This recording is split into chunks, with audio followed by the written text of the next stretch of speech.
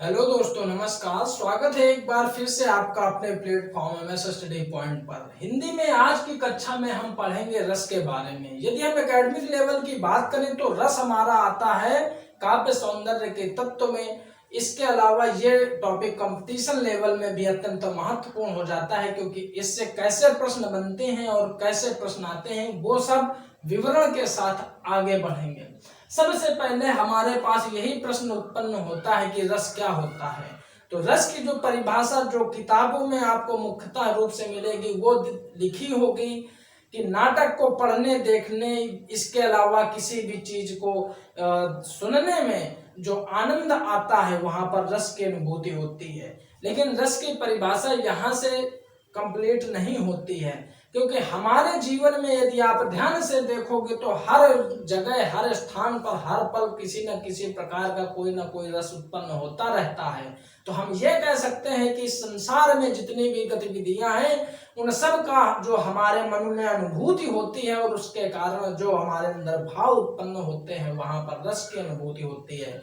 लेकिन जो academic level के स्टूडेंट हैं उनको यदि रस की परिभाषा लिखनी है तो वो इतना ही लिख देंगे कि किसी नाटक काव्य को देखने, सुनने या पढ़ने में जो आनंद आता है वहां पर रस की निष्पत्ति होती है। पूरा नंबर मिल जाएगा।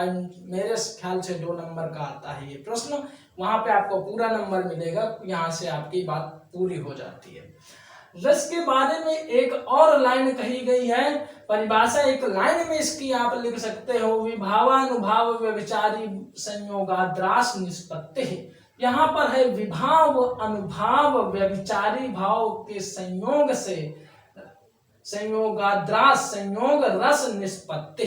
अर्थात विभाव अनुभाव व्यभिचारी भाव और के संयोग से रस की निष्पत्ति हो जाती है। कि ये भी परिभाषा आप लिख सकते हो। तो दोनों लिख दोगे, यदि दोनों बातें लिख दोगे तो आपको बहुत अच्छे नंबर मिल जाएंगे। इसके अलावा हम बात करेंगे कि ये विभाव अनुभाव व्यभिचारी भाव ये होता क्या है, इसका संयोग किस प्रकार होता है। लेकिन उसके पहले एक पॉइंट यहाँ पर जानना रस के लिए बहुत आवश्यक है कि रस को काव्य की आत्मा कहा गया है। और ये बात किसने कही है? ये कही है आचार्य रामचंद्र शुक्ल जी ने। एक प्रश्न ये पूछा गया है और ये यूपी टेट, सीटेट और आपके जितने भी शिक्षक भर्ती और हिंदी जितने भी आती है परीक्षाओं में उनके लिए महत्वपूर्ण है कि रस की काव्य की आत्मा किसने कहा है। तो वो आचार्य रामचंद्र शुक्ल जी ने बताया है। रस के 4 प्रमुख अंग माने गए हैं। पहला अंग आपका है स्थाई भाव। स्थाई भाव हमारे जो कुल हैं वो 9 होते हैं, जिनका विवरण इस तरफ दिया गया है। उनके बारे में भी मैं अभी बात करूंगा, लेकिन उसके पहले जो दूसरा अंग हमारा है विभाव, पहले उस पर बात कर लेते हैं। विभाव के 2 प्रकार हैं। सबसे पहले समझते हैं विभाव क्या है। तो स्थाई भाव जो हमारे 9 होते हैं, जैसे कि आपका रति है, हास है, शोक है, क्रोध है, तो ये स्थाई भाव जिन परिस्थितियों के कारण और जिनके कारण उत्पन्न होते हैं वो हमारा विभाव के अंतर्गत आ जाता है। अर्थात जिसके कारण स्थाई भाव की उत्पत्ति होती है वो हमारा विभाव कहलाता है। इसके 2 भाग हैं, इसके 2 अंग हैं। पहला है आलम्बन, दूसरा है उद्दीपन। अब आलम्बन और उद्दीपन क्या होता है? आलम्बन वो होता है जिस व्यक्ति के कारण या जिस वस्तु के कारण हमारे अंदर स्थायी भाव की उत्पत्ति हो जाती है, या जिस व्यक्ति वस्तु के कारण स्थायी भाव की उत्पत्ति होने से रस की उत्पत्ति होती है, वो हमारा आलम्बन होता है। आलम्बन के भी 2 अंग माने गए हैं, एक आश्रय और एक विषय। आश्रय क्या होता है? आश्रय वो होता है जिसके अंदर रस की उत्पत्ति होती है, और विषय क्या होता है? जिसके कारण रस की उत्पत्ति होती है। एक एग्जाम्पल से आपको बताऊंगा। और उद्दीपन क्या होता है? ये जो उद्दीपन है, ये जो रस की उत्पत्ति में सहायक जो कारक होते हैं वो उद्दीपन होते हैं। जैसे मैं आपको एक एग्जाम्पल बताता हूँ। आजकल लॉकडाउन का टाइम चल रहा है और प्रेमी प्रेमिकाओं के बीच में भी बड़ी भारी समस्या है, क्योंकि वो मिल नहीं पा रहे हैं और उनका बिछुड़न है। तो मैं आपको उदाहरण के तौर पे बताता हूं। जैसे कि सपोज एक आपका ये भाई है, आपका ये ब्रदर है और ये उसकी जीएफ है। इसको नेगेटिव में मत लेना, पॉजिटिव में लेना, क्योंकि समझने के लिए बहुत जरूरी है यहाँ पर। और इसके थ्रू आप बहुत आसानी से समझोगे, क्योंकि आपके आसपास ऐसे जो है माहौल देखने को मिलते हैं और रसों की वहां पे उत्पत्ति भी होती है। तो सपोज आपका भाई की कोई प्रेमिका है, ठीक है। अब लॉकडाउन की वजह से वो प्रेमिका बिछड़ गई, इसके पहले वो दोनों मिलते थे। सपोज वो कानपुर के मोती झील में मिलते थे। मोती झील एक अच्छा स्थान है जहां पर वो दोनों मिलते थे। तो अब क्या है कि जब दोनों बिछड़ गए तो ये जो भाई है ये एक दिन मोती झील में गया और वहां अकेला बैठा था। तो इसके अंदर एक परेशानी थी, अब अपनी गर्लफ्रेंड से बात नहीं कर पा रहा था, अपनी प्रेमिका से मिल नहीं पा रहा था। तो इसके अंदर रति नामक स्थायी भाव जागृत हो गया और वहां पर श्रृंगार रस की उत्पत्ति हुई। अब इसके अंदर, इस भाई के अंदर रति नामक स्थायी भाव जागृत हुआ तो ये होता है आश्रय। ध्यान से समझना, जिसके अंदर स्थायी भाव जागृत होता है वो होता है आश्रय।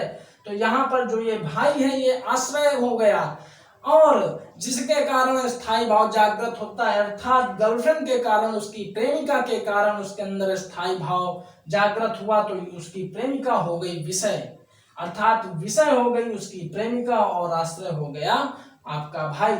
तो ये हो गया आश्रय और विषय। इसके अलावा उद्दीपन क्या होते हैं मैंने बताया, जो स्थायी भाव को और बढ़ा दें। उद्दीपन शब्द उद्दीप्त से बना है और उद्दीप्त का अर्थ होता है तीव्र करना, तेज करना, अर्थात जो स्थायी भावों को बढ़ा दे, जो स्थायी भाव हैं उनमें और तेज उत्पन्न कर दे और उनकी तीव्रता को बढ़ा दे, वो कारक हमारे उद्दीपन होते हैं। जैसे मोती झील में जब वो मिलते थे तो वहां पर जो सुरम्य स्थान था, जो आपका झील बना हुआ है, जो पेड़ पौधे हैं, जो वहां का माहौल था, वो सारी चीजें यहाँ पर उद्दीपन का कार्य करती हैं और वही चीजें यहाँ पर भी उद्दीपन का कार्य करेंगी। एक चीज आप याद रखना, श्रृंगार रस में जैसे कि मैं आपको बता रहा हूँ कि जब दोनों मिलते थे तो जो चीजें उन चीजों को बढ़ाती थी, उनके अंदर प्रेम को और बढ़ा देती थी, जैसे पेड़ों का होना, वहां पर दूसरे कपल्स का घूमना, ये सारी चीजें उनके अंदर और जो रति नामक स्थायी भाव था और उनको मजबूत करती थी। वही चीजें बाद में आपका वियोग श्रृंगार में, वही चीजें आपका बाद में भी काम करेंगी। अर्थात यदि उन दोनों का जब वियोग हो गया है, आपके भाई और उनकी प्रेमिका का जब वियोग है, तो यही चीजें, दूसरे प्रेमिका को देख देख के परेशान होना, दूसरे जोड़ों को देखकर परेशान होना, यही चीजें उद्दीपन का कार्य तब भी करेंगी। तो उद्दीपन की चीजें बदलती नहीं है, बस स्थितियां बदल जाती हैं, ये चीज आप याद रखिएगा। आलम्बन वो होता है जिसके कारण जिस व्यक्ति या वस्तु के कारण स्थायी भाव उत्पन्न होता है। इसके दो विषय हैं, बताया, फिर से बताता हूँ, आश्रय और विषय। आश्रय वो होता है जिसके अंदर भाव होता है, जैसे आपके भाई की गर्लफ्रेंड बिछड़ गई तो आपका भाई परेशान है तो वो आश्रय हो गया, और उसकी गर्लफ्रेंड के कारण वो परेशान है, अपनी प्रेमिका के कारण परेशान है तो वो विषय हो गया। इसके बाद तीसरे नंबर पे हमारा रस के तीसरा अंग होता है अनुभव। अनुभव क्या होता है मैं उसकी बात करूंगा। अनुभव जो हमारा है वो ऐसी चीजें होती हैं जब रस हमारा उत्पन्न होता है, जब स्थायी भाव उत्पन्न होता है, उसके कारण शरीर में जो विकार आता है, शरीर में जो हाव भाव उत्पन्न होते हैं, शरीर में जो चेष्टाएं होने लगती हैं, वो हमारा अनुभव के अंतर्गत आता है। बताता हूं उदाहरण से अभी आपको। सबसे पहले ये बताता हूं कि इसके प्रकार कितने हैं। तो इसके दो प्रकार हैं, एक सात्विक, एक कायिक। अब देखो, शरीर में जो सात्विक अनुभव क्या होते हैं, सात्विक अनुभव और कायिक अनुभव।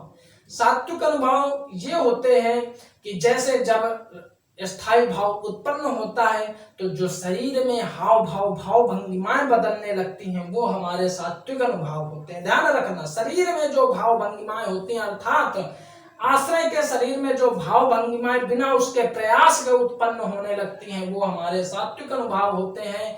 जैसे कि ये भाई है आपका और ये उनकी प्रेमिका है, और भाई के अंदर जब मोती झील में अकेला बैठा है, उसको याद आ रही है तो याद में उसके आंसू बहने लगे, याद में उसके माथे में सिकन आ गई, तो ये आपके सात्विक अनुभव के अंतर्गत आ जाएंगे, क्योंकि इसमें उसको प्रयास नहीं करना पड़ रहा है, चेष्टा नहीं करना पड़ रहा है।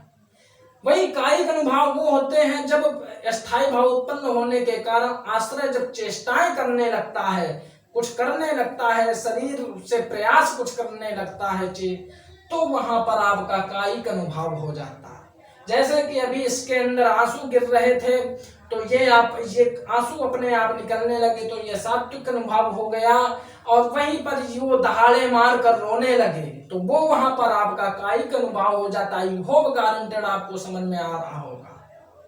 ये भाई अपनी प्रेमिका के बिछड़न में जब आंसू इसके निकल रहे थे तो वहां पर सात्विक अनुभव हो रहा था, और इसके बाद जब दहाड़े मारकर रोने लगा तो वहां पर कायिक अनुभव हो गया। समझ गए?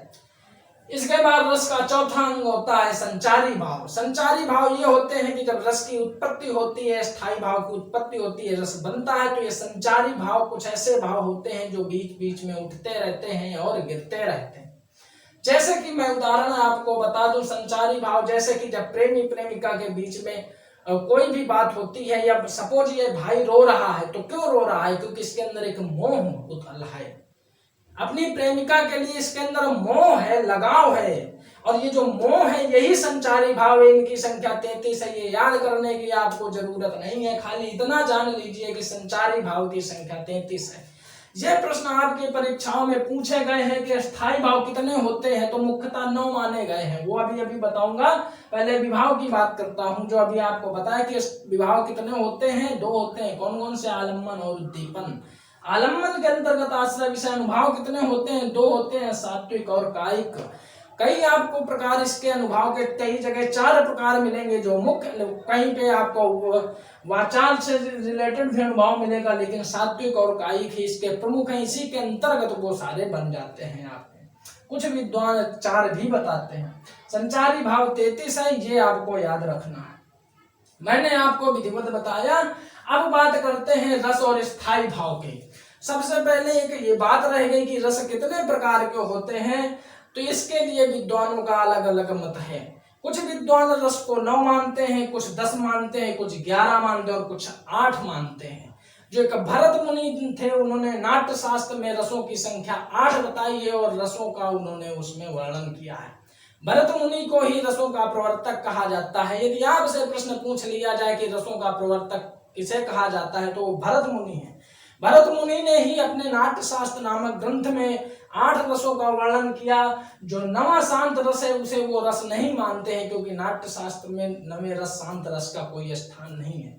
इसके अलावा कुछ और विद्वान 2 और रस मानते हैं, वत्सल रस और भक्ति रस। अब एक तरफ से बात कर लेते हैं। ये याद करने का विषय है, समझने का विषय है, फिर भी आपको ज्यादा कंपटीशन के जो स्टूडेंट हैं उनको मुश्किल नहीं होगी, क्योंकि रस और उससे संबंधित स्थायी भाव से संबंधित जो प्रश्न पूछे जाएंगे तो वो ऑप्शनल होंगे। और यदि एक बार आप पढ़ लोगे तो आप समझ जाओगे कि किस रस में कौन सा स्थायी भाव है या किस स्थायी भाव में कौन सा रस है। जैसे श्रृंगार रस में रति नामक स्थायी भाव होता है, हास्य रस में हास्य नामक स्थायी भाव होता है, मिलता जुलता है। करुण रस में शोक नामक स्थायी भाव होता है। हम जब शोक संतप्त होते हैं तभी दुखी होते हैं, जो तभी करुण दशा में होते हैं और तभी हमें शोक होता है।